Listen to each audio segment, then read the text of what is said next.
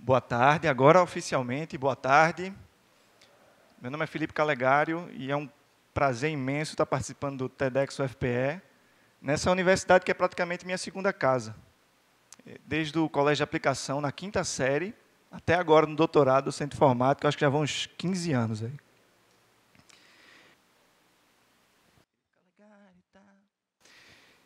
E o título da palestra é esse, Agonias Artisticamente Computacionais. Vou mostrar para vocês um pouco da minha agonia. Primeira frase que eu queria dizer é que eu acredito no potencial criativo das pessoas.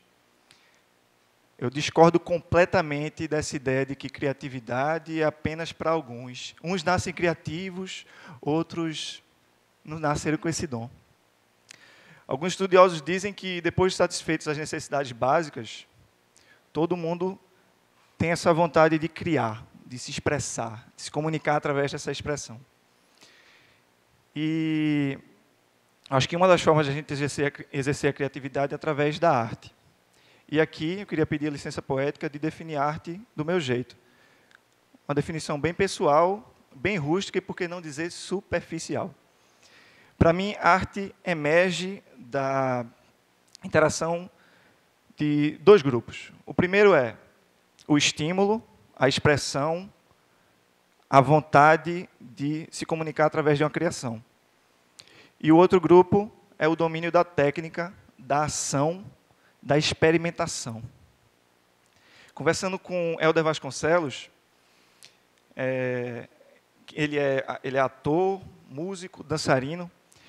Ele falou um negócio que para mim foi muito importante, que é esse estímulo inicial, ele não tem bem uma forma. Pode se transformar em dança, pode se transformar em música, em teatro, poesia, enfim. O que toma forma, a vontade de se expressar toma forma quando ele experimenta, quando ele vê qual a técnica melhor se adequa para ele. Conversando com Armando Menicati, que é um musicólogo e dançarino italiano, ele citou uma frase, infelizmente eu não me lembro o nome do autor da frase, mas foi uma frase que ficou muito forte na minha cabeça. A inspiração é a rainha, mas quem lhe põe a coroa é a técnica. E aqui eu queria mostrar para vocês um pouco das minhas experimentações usando o computador como ferramenta criativa, como ferramenta artística. Do meio para o final do curso de Ciência da Computação, eu comecei a ver que eu não ia me especializar naquelas áreas meio padrão, né, de engenharia de software, banco de dados, inteligência artificial. A partir das aulas de computação musical, de conversa sobre arte e tecnologia, juntando com técnicas de computação e tudo mais, eu comecei a vislumbrar que computação, talvez, ou cada vez ficou mais claro, que computação é uma área meio, uma área que eu passo por ela para chegar em algum lugar. E aí, nessa tentativa de experimentar com computação, eu me deparei com uma quantidade imensa de ferramentas, dispositivos, técnicas, até ideologias também. E, como a gente viu até na palestra anterior, eu fiquei meio paralisado. Meu Deus, tantas possibilidades. Por onde eu começo? E daí começou a surgir aquela agonia. Mas aquela agonia que você sabe que é uma agonia produtiva. E dessa agonia, e na vontade de controlar essa agonia, eu só encontrei uma solução, que eu vou resumir aqui em 5 palavras. Fazer, fazer, fazer, fazer e fazer. E são vários aspectos do fazer. Eu queria começar falando do aspecto do fazer para quê? E eu respondo, é fazer sem objetivo mesmo. Fazer na vontade de experimentar. Procurar, às vezes, a inutilidade das coisas. Eu até entendo a importância do utilitarismo, de você sempre dar função às coisas. Isso é o que move a gente, o que faz a gente avançar, mas, às vezes, é o que faz a gente ter visão de túnel. E visão de túnel é uma coisa meio prejudicial. Você fica focado muito num objetivo, num problema, e esquece de ver as bordas. E talvez nas bordas existam soluções muito mais interessantes para aquele problema. E aí, eu comecei a brincar com algumas coisas, e a primeira delas é essa aqui. Coloquei um LED com a pastilhinha de uma bateria de relógio, coloquei na frente de um pregador, comecei a girar na frente da câmera.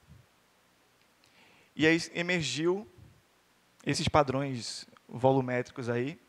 E vocês me perguntam para que eu fiz isso. Não sei não, velho, eu fiz, velho. Eu fiz. E aqui, um experimento que, dependendo da resistência de um eletrodo, que existe entre os eletrodos, a frequência sendo sintetizada ia lá para cima. E a gente botou na água, e quando colocou sal, a resistência foi lá para baixo. E a frequência... Esse som maravilhoso que vocês estão escutando aí agora. Mais uma vez, para que a gente fez isso? Isso aí foi num grupo lá de Belo Horizonte. Para que a gente fez isso? Por fazer, para ver a coisa acontecendo. E aqui eu queria dar um argumento para as pessoas que ficam angustiadas com essa coisa de, pô, vou fazer sem sentido, né? E aí eu fiz um modelo gráfico extremamente rebuscado para mostrar para vocês aqui. Que vamos considerar que essas sejam as representações das ideias. E essas selecionadas são as ideias que não fazem sentido, certo? Do ponto de vista de encadeamento das ideias, ideias que fazem sentido podem levar a ideias que não fazem sentido. Ideias que não fazem sentido podem levar a ideias que fazem sentido. E a combinação de ideias que fazem sentido com ideias que não fazem sentido pode levar a super ideias. É aquela grandona ali. E, bem, foi só um argumento. Quem quiser, aceita. Quem não quiser, não aceita. Outro aspecto do fazer é o fazer de concretizar. É o fazer de colocar no papel, mas tirar do papel, transformar aquela ideia do papel em realidade. E aí você consegue concretizar e você consegue ter outra relação com a sua ideia. Você pariu a sua ideia. Ela agora existe e você consegue ver. Gostei disso, não gostei disso, errei aqui, errei ali. E aqui vou mostrar para vocês a primeira mesa multitoque que a gente fez lá no Centro de Informática.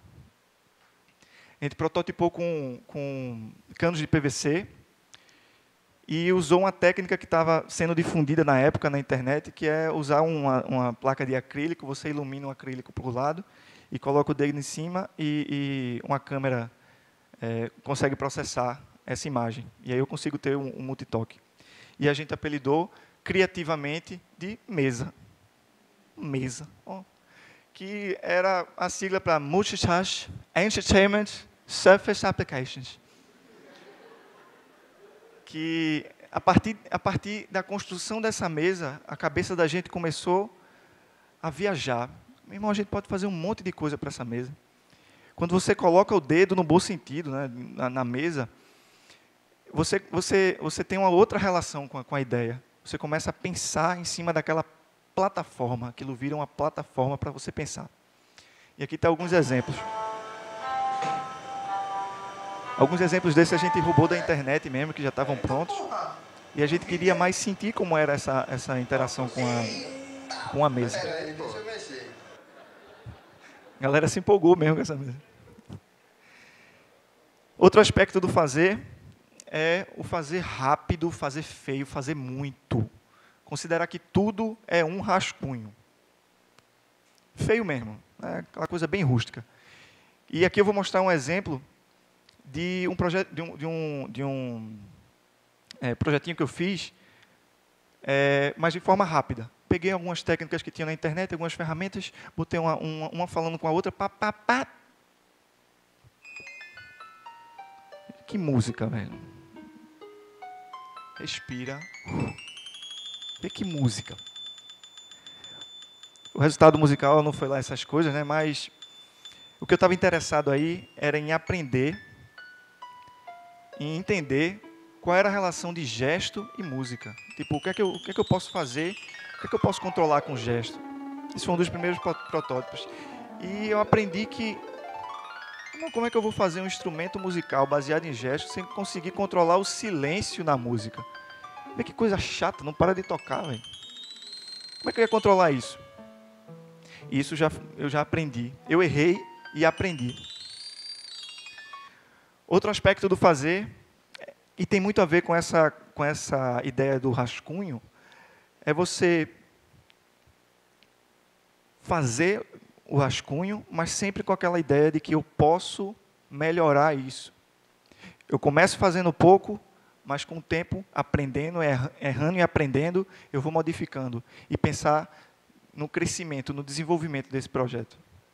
E aqui está o exemplo do meu projeto de mestrado, que foi a construção de um ambiente de experimentação no iPad, onde você pode criar seus próprios instrumentos, suas próprias interações musicais com a interface em 3D. Interface multitoque do iPad. E aqui eu vou mostrar para vocês como é que o usuário conseguiu fazer um pandeiro com alguns botões que ele fez, ele mesmo dispõe os botões na tela e conecta com o pandeiro. Mais uma vez, isso aí está feio, né? Está rústico, o som também não está essas coisas todas. Mas foi um rascunho, foi um protótipo, e esse protótipo está se desenvolvendo.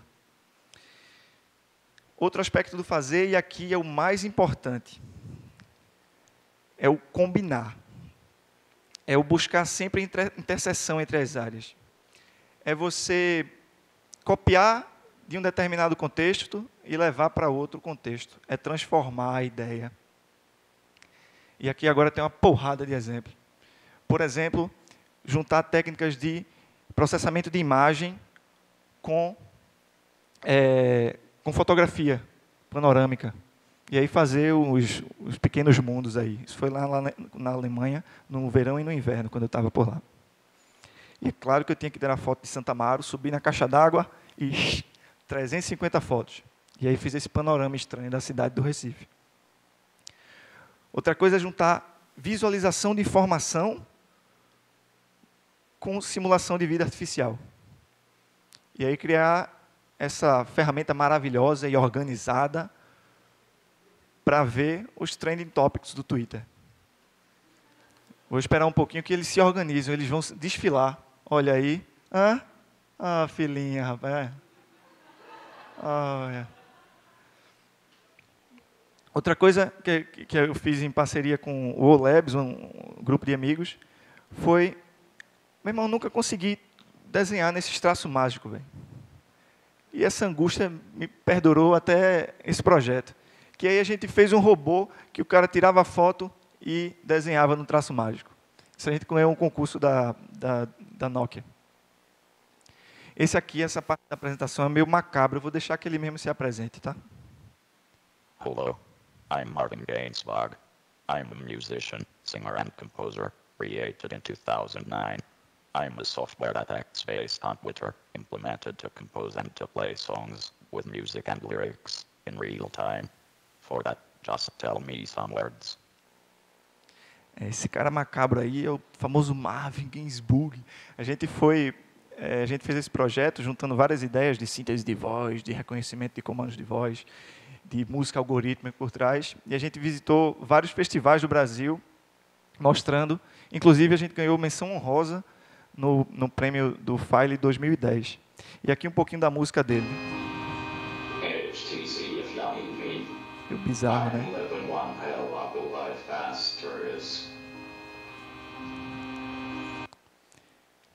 Aqui outra ideia que eu combinei objetos do dia a dia, como vassoura, pregador, varal, transformei em instrumentos musicais eletrônicos.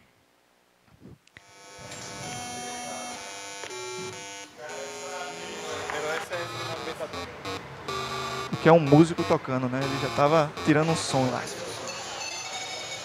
A vassoura foi o instrumento mais chato, vocês vão entender aí.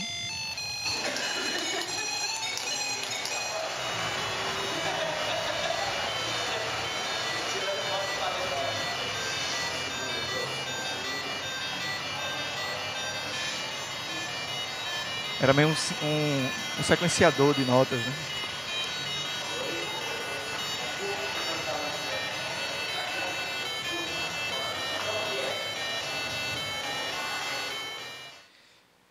também, na mesma onda de combinar, eu saliento aqui uma das coisas que mais está me movendo nesse momento, que é juntar pessoas de áreas completamente diferentes em espaços criativos como esse. Em hackerspace, makerspace, qualquer que seja, laboratório de experimentação, media lab, sei lá. Mas a importância de juntar pessoas e fazer com que elas colidam as cabeças. E dessas nuvens, dessa nuvem, né, que aparece nas cabeças, vão surgir, ao meu ver, os projetos mais interessantes, projetos artísticos, comerciais. Não estou muito interessado na categoria do projeto, mas é dessa colisão que surgem as melhores ideias. E essa talvez seja um pouco da minha visão do que é que às vezes acontece hoje em dia, né? As áreas são muito bem definidas, as especialidades são muito bem definidas. Eu queria ser um pouco agressivo aqui e dizer que a gente deve quebrar mais o muro entre as áreas. A gente deve chegar a coisas mais ou menos assim. Tudo misturado e sempre buscar a interseção, porque eu acho que é na interseção que acontecem as melhores ideias. E basicamente isso. Queria dizer que eu tratei minhas agonias através do fazer, fazer, fazer, fazer. Espero que vocês também consigam tratar as agonias de vocês fazendo, experimentando, errando, aprendendo, combinando, concretizando e sempre evoluindo. Muito obrigado.